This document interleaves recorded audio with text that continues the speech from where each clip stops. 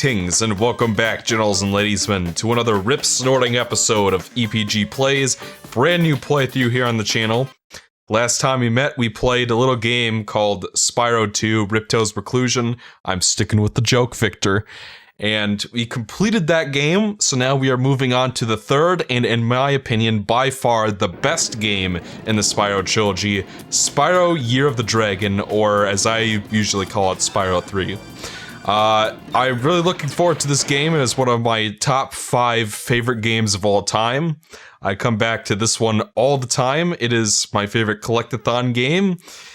In the traditional sense, at least. I don't know where it would, I haven't exactly stacked it up with something like Galaxy 2, which is a little bit different, but regardless, let's kick things off here. Let's boot up a new save file. This is an excellent game, and I'm really looking forward to showing it off for you guys. So let's see. We'll erase this 0 guy here. And that's the one. I've got to go with that one. Alright, folks, we got some exposition dump coming up here, so enjoy the plot.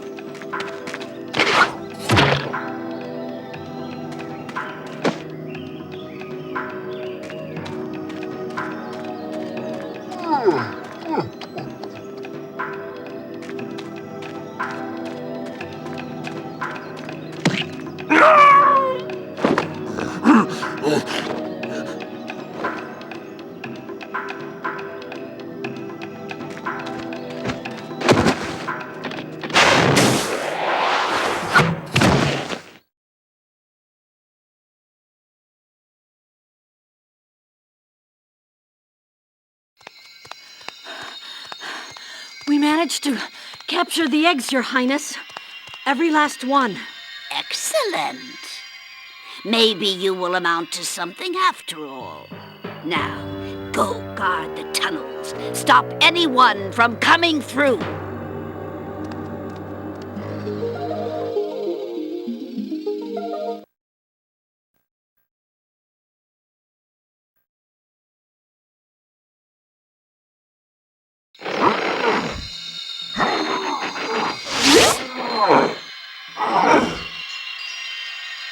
Where are the eggs? The holes came out on the other side of the Dragon Worlds. We found some of the eggs, but they were too heavy to carry back. The other side of the world? The Forgotten Worlds. Spyro, you'll have to go. Nobody else can fit down the holes. Yeah, come on, let's go!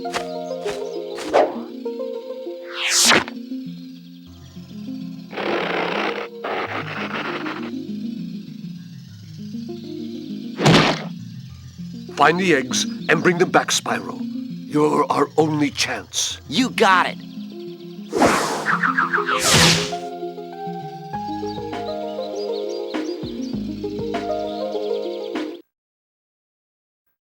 So how about that, ladies and gentlemen? That, my friends, is how you set up a collectathon. Like, compared to Ripto's Rage, this is a huge, huge improvement, and I'll be sure to talk more about that as it becomes relevant. And I just realized, I forgot to turn my sound back on. So there we go. So let's turn that shit off because fuck Beef. I did that one. Those are up. Excellent. Everything's looking great. And before we get started here, I have a little something I want to show off. Pause the game. And this is the code that you will want if you own the greatest hits version of Spyro 3, which is the version you should want to own. And press R1, R2, L2, L1, R1, R2, L2, L1, circle, circle, circle. And then press the 4 shoulder buttons, and there you go, my friends. You have the Sparks treasure feature right off the bat, rather. So for all of those who are people who are telling me that they like Spyro 2 more than Spyro 3 because they liked that they had the treasure finder right off the bat, well, there you go. Problem solved. And honestly, for the first few worlds in this game, I don't really need it, so I don't really miss it. And you can unlock the treasure hunting ability naturally, fairly early on in the game, like after you beat the second boss. Like, as soon as you beat the second boss, you can unlock the feature, so it's not like you're gonna have to go out of your way. It's not like it's gonna take forever to get to it or anything. So those are our main MacGuffins. That's what we are trying to, every game, Spyro has to collect something new. And in this game, we are collecting dragon eggs, because they have been stolen by the evil sorceress and her apprentice, Bianca, who we will be meeting with in just a minute. But first, we gotta talk to Zoe. Hi, Spyro. To look left or right, press the L2 or R2 buttons.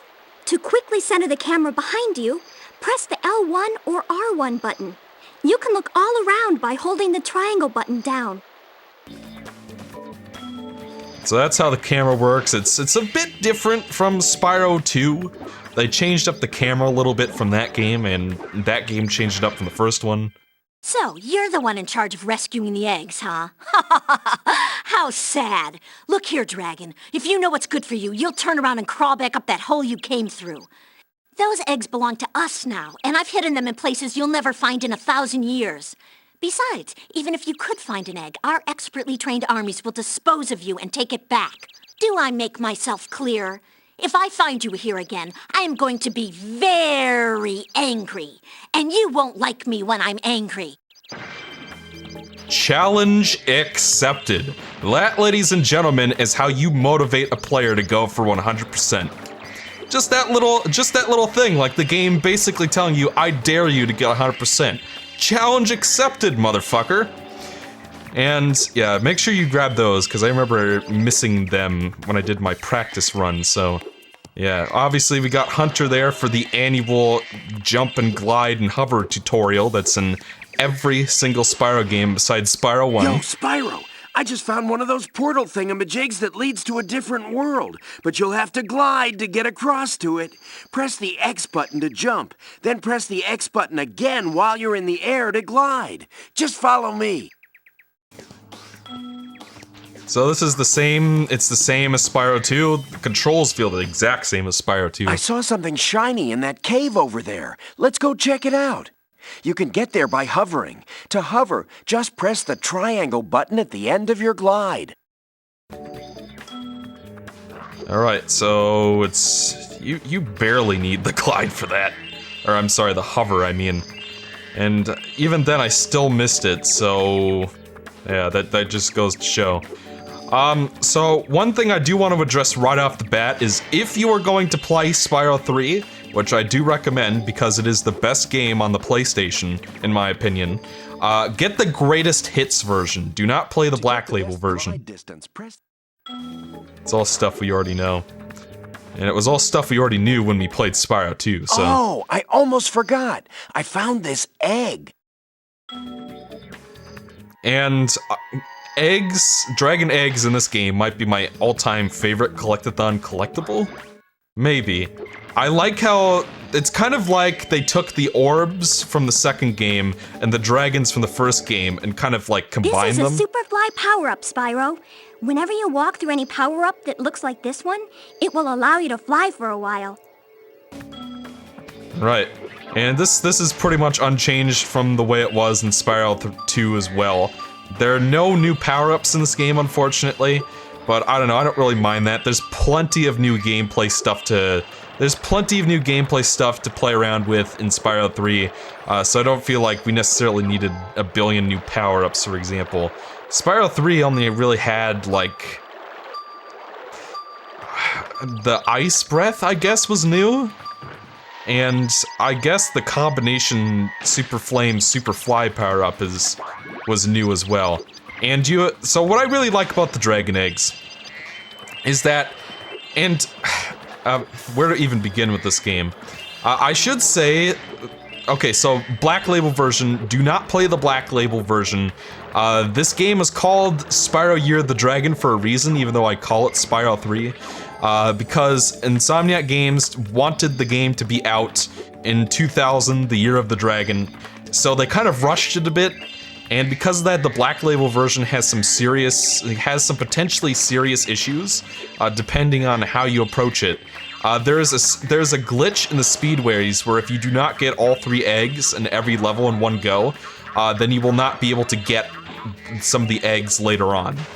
And additionally, what I find even more annoying is some of the music tracks are missing or play in the wrong areas. Like, this song that is playing here in Sunrise Spring, that's the final boss theme in the Black Label version. I shit you not. They play the first Hub World theme for the final boss. The Green Label Greatest Hits version fixes all of those issues and adds in new musical tracks. I see an egg at the bottom of this lake. I would go get it, but I don't want to get my fur all wet. Maybe. Oops, I thought he was done. But he's just giving us tutorial information. I should not point out this over here. Actually, let's grab these gems real quick, and then I will discuss what that sign is, because it is actually our first instance of forced backtracking. Spyro, I got a special task for Sparks. Meet me back here later. And by the way, you might have noticed that Zoe is no longer voiced by the person she was voiced by in Spyro 3. She has a different actress named Carolyn Lawrence. A couple of the characters actually got recast, but that is still Greg Berger, the lovable Greg Berger as Hunter the Cheetah, and Tom Kenny as Spyro. So those two are still around, but Zoe in this game is voiced by Carolyn Lawrence, and another character we're gonna meet in just a minute has also been recast, and I'll talk about that.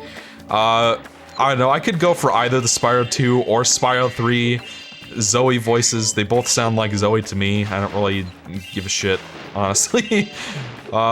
So, yeah. So, I do want to stress that just because I do love this game more than anybody should ever love a video game. It is my favorite game on the PlayStation. It is my favorite Spyro game. It is my favorite collectathon. I love this game to death and all that stuff. But I do, in the interest of fairness, because I was kind of nitpicky in my Spyro 2 playthrough, I will be making a point of pointing out flaws wherever I may find them. So you don't have to worry about that. I'm gonna try my best to represent both the good and the bad in this playthrough. And I'm not really sure what I'm missing, but I might as well show off the new Atlas, which is basically their substitute for the guidebook from Spyro 2.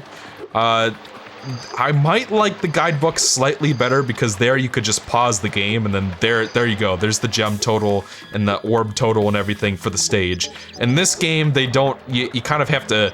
Yeah, kind of have to wait a little bit longer for it to load the page. Like, you could press select and it will go to the level pages for that stage.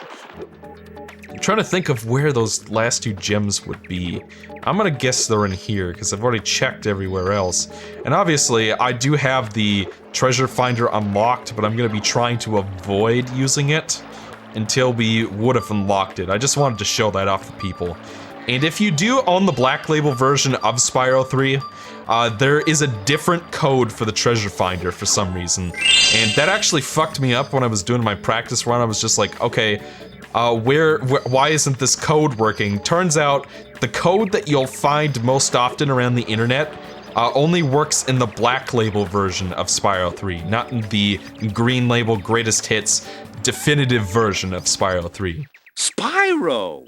My, how funny to see you here. Why, I haven't seen you since we defeated Ripto in Avalar.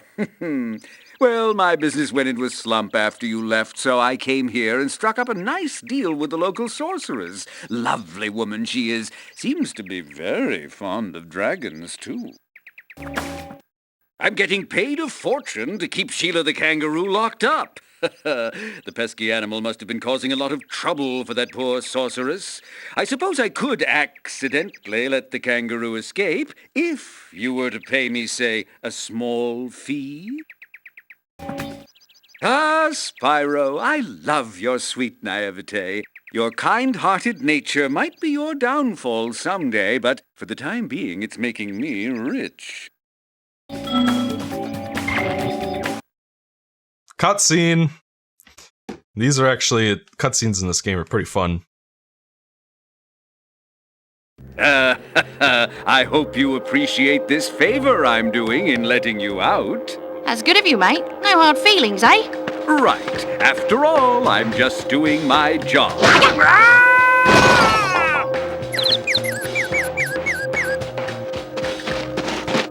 I reckon you'd be one of them dragons then. Yeah, name's Spyro. Never thought I'd see one. You dragons used to rule this entire world, you know. Then all of a sudden you left. Poof. Dragons used to live here? Didn't you know? They say it was over 1,000 years ago, I think. And they just left? Yeah, and the weird thing is, after they left, all the magic in the world just sort of went with them. I mean, they say this world used to have magic coming out the wazoo. Flying ships, singing forests, wishing stones, you name it. But when the dragons left, it all just dried up. Is that why some of the portals don't work? Yeah, they're starting to fade out too, one by one. Well, I gotta get back home and do some damage control. Come visit anytime you like. And right off the bat, the story in this game is already miles better than Ripto's Rage. It's like they took the best parts of Spyro 1 and Spyro 2 and sort of meshed them together. And that pretty much describes this whole game in a nutshell, as it's the best parts of Spyro 1 and Spyro 2 without any of the things that didn't work in those games. And we're actually going to go play Sheila's level real quick before we move on. And we'll talk more about that in a second. Thanks again, Spyro. Now I have to find out what that nasty sorceress has done to my home while I was locked up. And you will want to play Sheila's level first. Hiya, Sheila. While you are gone, a bunch of Rhinox kicked us out of our houses. It's okay, though. Bobby, Pete, and I are working on a clever plan to take them back. Hey, look! A villain who actually affects the events of the level! Who'd have thunk it? Yes, the Rhinox work for the sorceress, so yeah. So we are actually not playing as Spyro in this level, and we will talk more about the characters of this game and what people say about those, but for the time being, we'll just focus on Sheila and, you know, how she works. And like I was saying earlier, they did change the camera. In Spyro 2, both the L1 and all four shoulder buttons did the same thing, like the left shoulder buttons turned left and the right ones turned right. And then you had to press them both together to center the camera. In Spyro 3, they changed it so that L1 and R1 both center, and then L2 and R2 changed the angle. You can get up really steep cliffs like this one with your double jump. Press the X button to jump and press it again exactly when you hit the ground to do the double jump. Once you've And yeah, so there are plenty of tutorials to teach you how to play as Sheila the kangaroo, and there may be other characters, wink wink, that we will be playing later, and they will also have explanations. home at last. Here, I was saving this to make an omelet, but I think you deserve it more. And yeah, there we go. And I do like how each of the eggs you rescue, you get like a little cute little cutscene. Some of them can get pretty weird, like Spyro 2 level intro cutscene weird. So I do have to admit, if we're gonna talk about negatives, I was not expecting this, but having played Spyro 2, you know, twice recently, once for the practice run, then another time for the playthrough, I do kind of miss the level intro and outro cutscenes just a teeny bit. Personally, I was not a huge fan of them, but once you're used to having them, it is kind of weird. It does kind of leave you, I don't know, it did kind of feel weird not having them in this, I guess, after becoming used to them. But, you know, I'm fine with it. I'm just glad that the villain, that unlike Ripto, the sorceress actually does stuff in the story and affects what happens in levels. She is brought up all the time in this game. Hey, Sheila, let's play a joke. Take this egg and smash it on Billy's house, okay? I need to get him back for the last time he butted me off the cliff. So we've already seen that the sorceress has taken all of Spyro's dragon, like, the dragons, I guess, just had their mating season or something, and a whole bunch of eggs were laid, and then the sorceress's apprentice, Bianca, and the sorceress's army of Rhinox basically infiltrated the dragon realms and stole the eggs for as of yet unexplained reasons, but they will be explained, and they will be very good reasons, unlike everything that has to do with Ripto in the second game. Go watch this part of my Spyro 2 Let's Play for an explanation of why I was not a huge fan of the story in Ripto's Rage.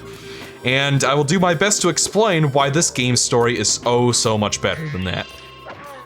But regardless, yeah, the sorceress, she took all of the eggs, which puts the Dragon Kingdom in jeopardy, so already she's done more than Ripto ever did.